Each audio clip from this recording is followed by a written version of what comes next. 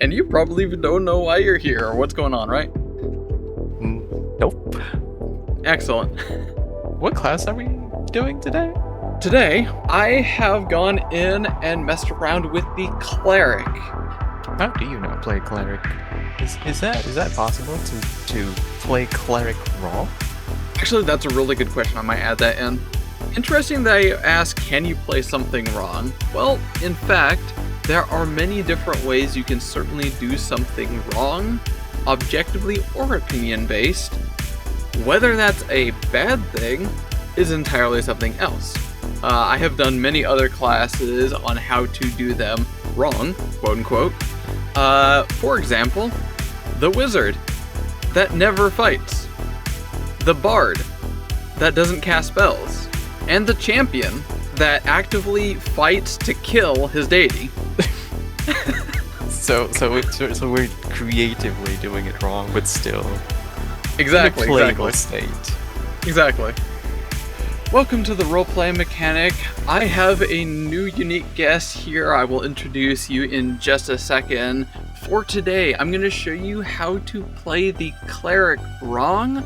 However, I got a new format I'm very excited to try today. I am not going to tell you how we are doing this wrong. Instead, I'm going to actually save that information at the end of the video. Instead, I want y'all to try figuring out what or how we are going to be playing the Cleric wrong. Now, I have a random guest here that I happened to just rope in the last second. Introduce yourself. Who are you? Why are you here? Hello, I'm Magister, or Jay. I'm sure what you want to call me. I don't know why I'm here, and I'm pretty interested how you would play a Cleric wrong. Like, I'm pretty sure Cleric is just the most flexible out of all classes. So, as I like to mention in each of these videos, in order to know how to do something wrong, you have to know what is right. After all, they are both sides of the same coin. So, speaking of which, everyone take a shot of vodka every time I say the word so. You will literally die at the end of this recording. Wait, what? I say the word so, like, it's 10% of my vocabulary. I'm not even kidding. It's like the most common word I ever say. When I'm recording, I should clarify. And I don't know why. I only noticed it after I started editing the videos. I'm like, bros, just say something different for once. The Cleric is a full spellcaster that most people might stereotypically assume that has to be the heal bot of the party. How dare they assume that? Yeah, how dare they? Now, in Pathfinder 2nd Edition, the Cleric is much more than that. However, they most certainly can do that. Starting at level 2, your first Cleric feat that you can take can be Healing Hands in tandem with Harming Hands as well, where it plain simply increases the die you roll on either heal or harm by an additional die. So in short, the Cleric is kind of the master of the heal and harm spells. So if you want to play the stereotypical heal bot, the Cleric absolutely has you covered. I play Cleric to DPS. Hell yeah, brother. In fact, see a bit more of that in a few. So we are going DPS. Oh, hell yes. The Cleric is a full spellcaster. However, it can't prepare a significant variety of spells of your choice. Instead, you can actually prepare a bunch of additional font spells of either heal or harm, depending on your choice, also depending on your deity. Sometimes your deity will say, you can only be heal, or you can only be harm, or you can choose either, or you can choose none. There's like over 400 deities I was looking in Nethys. It's bloody wild. Starting at a level 1 character, you can prepare 5 cantrips. These are weak spells that you can cast unlimited times, and you can have 5 different ones. and you can prepare 2 level 1 spells. These are going to be like proper spells and not weak little cantrips, but you can only cast them twice a day. However, you will notice that there's asterisks against a lot of these. And that's because you actually are preparing a lot more spells than what you're actually seeing here, because of your divine font. Depending on which one you choose, either the healing font or the harmful font, you can prepare 4 additional spells of either heal or harm. So while starting at level 1, you may be able to choose one of these and one of those 2 other spells of your choice. You still get 4 extra spells of either harm or heal. Which, if you look at other classes, the Wizard, starting at level 1, get 2 spells. Sorcerer, 3 spells at level 1. Bard, 2 spells at level 1. Cleric, 2 plus 4. Technically 6 spells starting at level 1. You can cast the most amount of spells as a cleric. And I'm gonna assume we're gonna neglect that. Oh no, we're really leaning into this. I'm glad you're taking some thoughts and assumptions here. It is worth reminding, yes, there is going to be something wrong. We are not going to be playing the cleric correctly here. Try to keep an eye out on why or how I'm doing it. This is, I think, actually a fair generalization of as to what the cleric is. It is a very simple kind of class. You are a full caster that gets to prepare a bunch of either heals or harms, starting at level 1. It's relatively that simple. This is going to be our character for the night. We are a catfolk who is a follower of Nethys. Nethys. Judging by that name, it's a god of, or deity of... Oh, okay. I would not have guessed that. Does the name ring a bell? I'm curious where you might have heard this name before.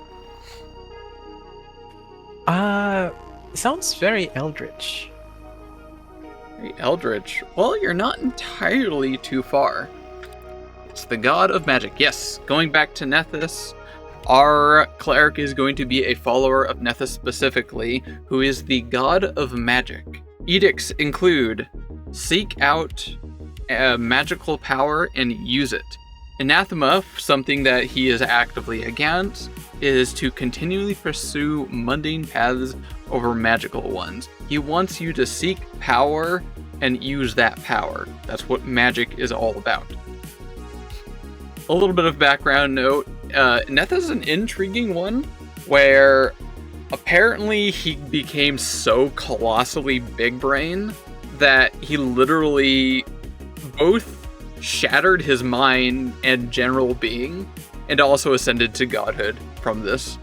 Don't be too smart, I guess. Basically, yeah. I could go about some specificities about this deity, but namely, it is the deity of magic. There are many other deities that are under the magic domain, but this one is the iconic one. Is he just hungry for magic knowledge? Kind of. I'll probably cut this part out, but I'll read out some of this here. To some, magic is a powerful weapon. To others, it's a malleable tool. And to a few, it's a source of purpose. With an understanding of spellcasting, creatures can cause fire to erupt from their hands, call otherworldly beings to aid them, bewitch the senses, and even bring the dead back to life. The ability to reshape reality to better suit one's needs and desires is a powerful call that most only dream of being able to answer, and few are ever able to truly master such might. One such master was Nethys, who was revered as a god-king in ancient Osiren. Having sought to unlock all of the secrets and potential held within the planes and beyond, Nethys shattered his own mind from the sheer overload of knowledge to which he was exposed. Witnessing all of creation, the secrets of the universe, and the vast expanse of what has been seen and will be seen rent his mind in the same moment, he elevated to the status of a god. Nethys gained unlimited power and the skill to utilize it, but at the cost of his core self and mental security. This resulted in a split soul, two sides warring within the same body.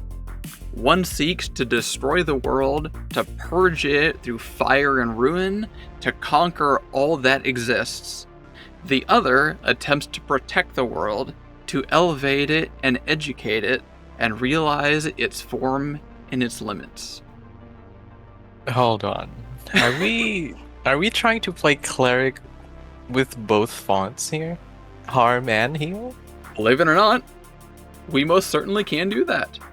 Starting at level 2, we are picking up Versatile Font. So, regardless of which font we chose at level 1, starting at level 2, we can prepare either heal or harm. I would recommend a bit of both, so 2 heals and 2 harms. Ooh. And last but not least, at level 4, I'll go ahead and mention we're going to pick up Sacred Ground.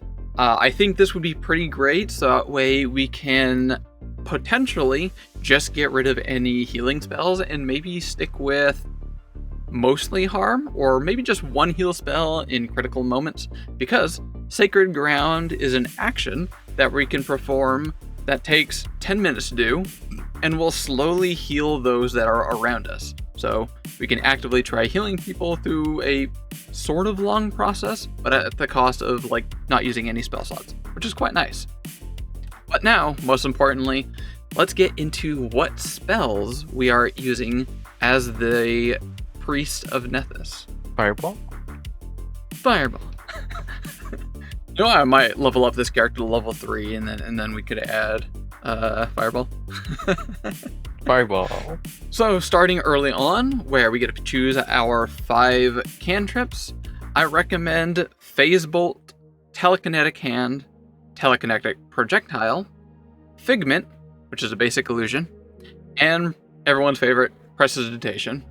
Because who doesn't like doing very minor things like making something clean or making something slightly warmer? It's just a bunch of tiny little things. Prestidigitation is my favorite cantrip.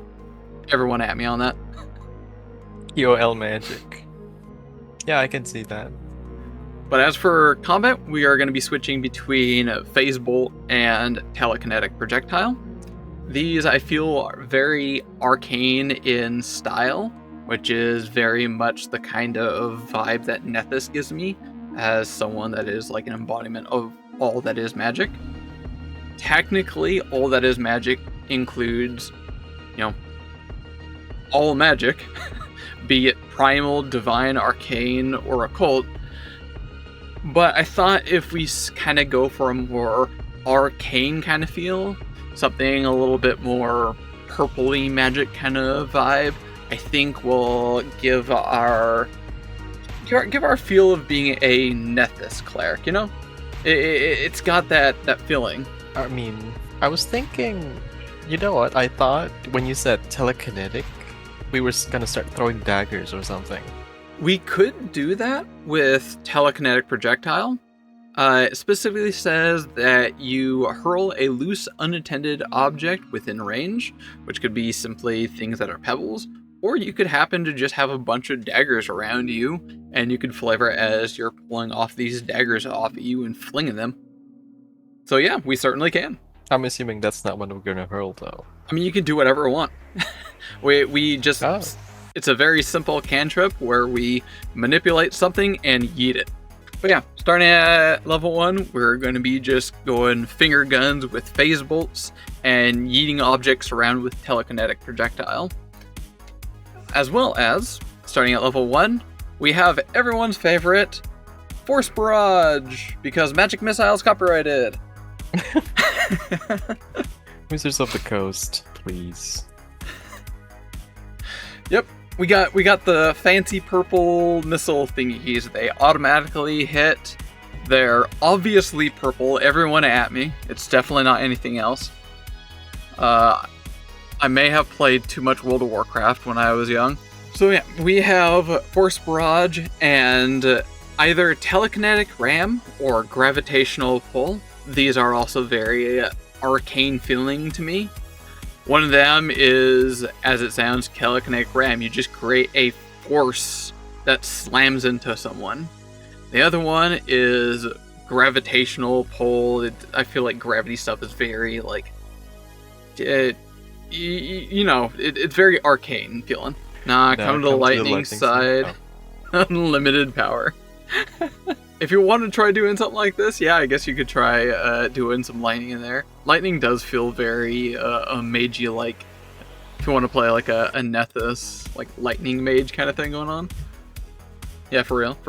And that's what we get at level 1. Phase bolts, telekinetics, if we want to lean more into the telekinetic projectile, and kinetic ram, like we're just manipulating forces and impacting people. Or if we want to lean into like phase bolt and force barrage with gravitation, like it definitely feels like we are a priest of Nethys, like hardcore here. Not to mention that we also still have our heal and harm spell ready to support however that we might need. Jedi vibes here with the kinetic pull. Just now realize it's 3 actions. Wait, hold up. How are all the spell... I just now realized all my first level spells are 1 to 3 actions. That was not intentional. Including heal and harm. Heal and harm are also 1 to 3 actions. Wow, I'm massive big brain. This was totally intentional. You are becoming Nethys. Careful. I see all. 5 creatures. For 3 actions. Holy crap. Isn't that huge? That's possibly big. I would question why we'd be doing this as the cleric. To get them to face tank. Come closer so I may hurt you. I mean, if we're trying to protect our allies, pulling enemies away from them would also be a way of doing that, I suppose. Not to mention, if all of the enemies that we're pulling are melee based, that means they're gonna at least have to waste an action to run back to someone to attack. I feel like I would still stick with, or at least I would most often use, probably the 2 action one. It targets 1 creature and pulls them 20 feet instead of 10. So you just full on yeet them all the way to you, most likely. Okay, I'm liking this. Or in the inverse, telekinetic ram. It's basically the inverse of that. This is just one spell, and there's so much versatility in it. That's why I love these kind of things. Speaking of versatility and physical manipulation, we're basically a telekineticist. Because, starting at level 3, when we get our 2nd rank spells, telekinetic maneuver. For 2 actions, we can perform combat maneuvers on targets using our spell attack modifier. The best part about this is 1, usually, as a full spellcaster, we probably don't have very high athletics, but also, we can do this up to a whopping 60 feet away. We can disarm someone, yank some weapons out of their hand. We can shove them, push them even further away, possibly protecting an ally to get away from them. We can reposition them. That would also include allies. So if an ally is in a very bad location, we can move an ally. Or trip. We can just yeet someone to the floor.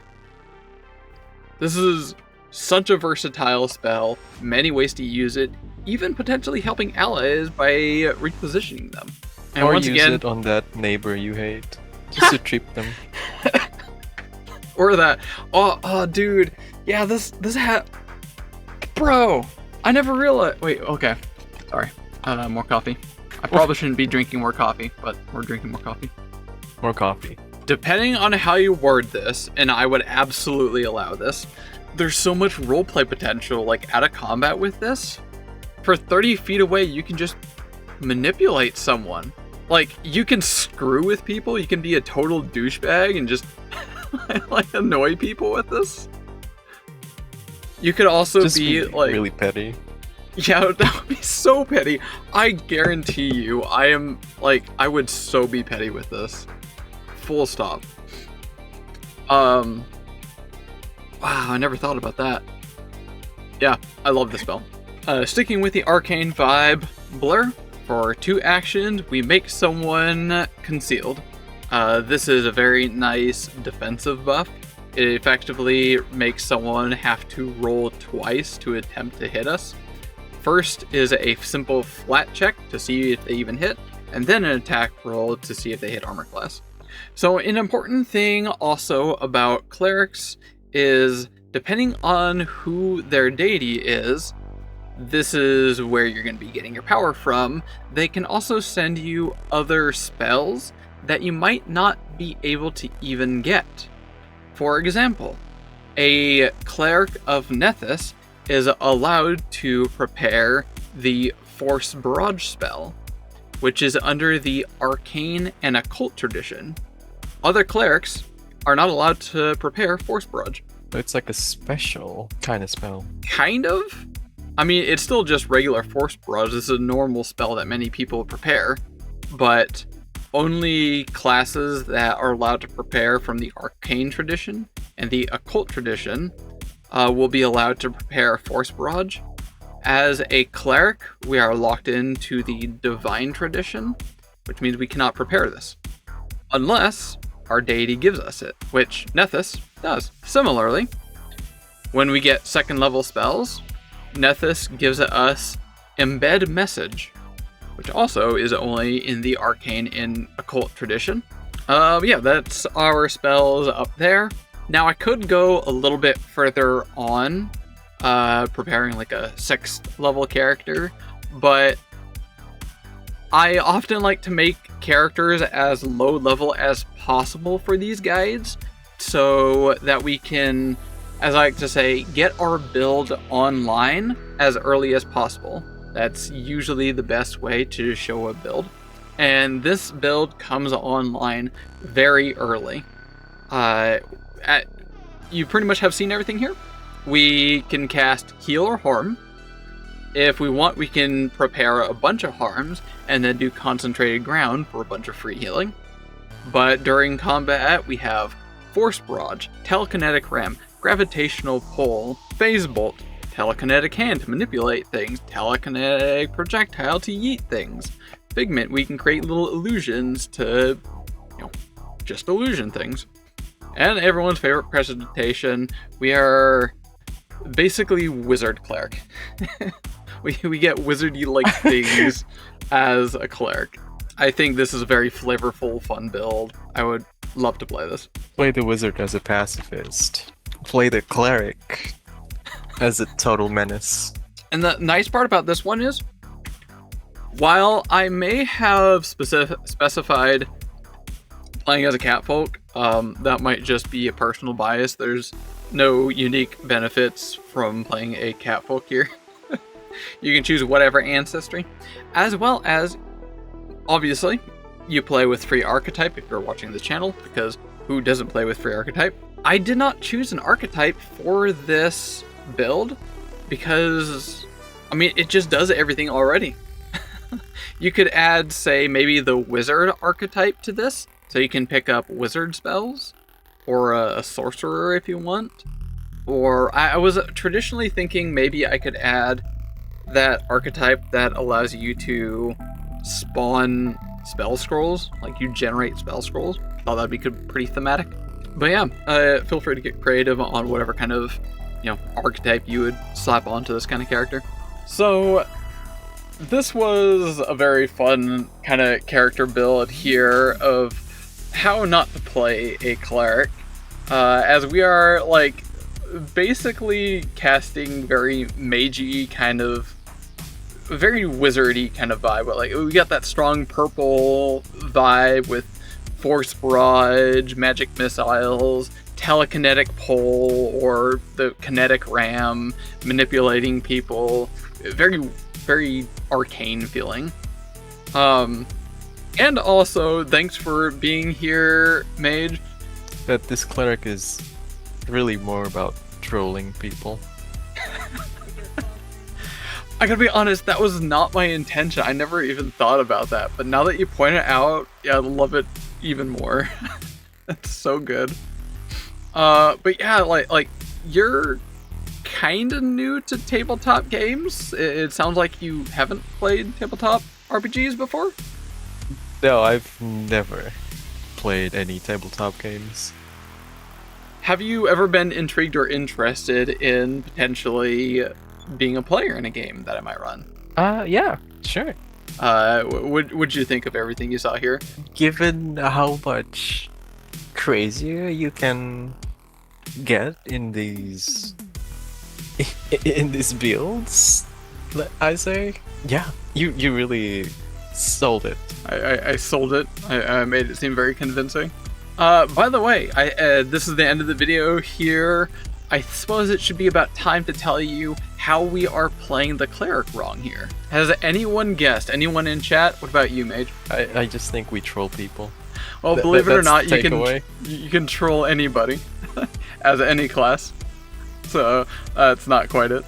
All right, now time to reveal. If you have not guessed already, leave a comment down below if you were able to guess it beforehand. Did you see this coming? Also, do you like this format of me not telling how we're playing this class correctly until the end of the video, and then I tell you why and how? So the reveal is... Drumroll. All of our spells that we are preparing are not in the divine list. They are all arcane spells. We cannot use any of these spells as a cleric. Oh. Phase Bolt, arcane and occult. Telekinetic Hand, arcane and occult. Telekinetic Projectile, arcane and occult. Telekinetic Maneuver, arcane and occult. That's I meant to get that. It's very nuanced.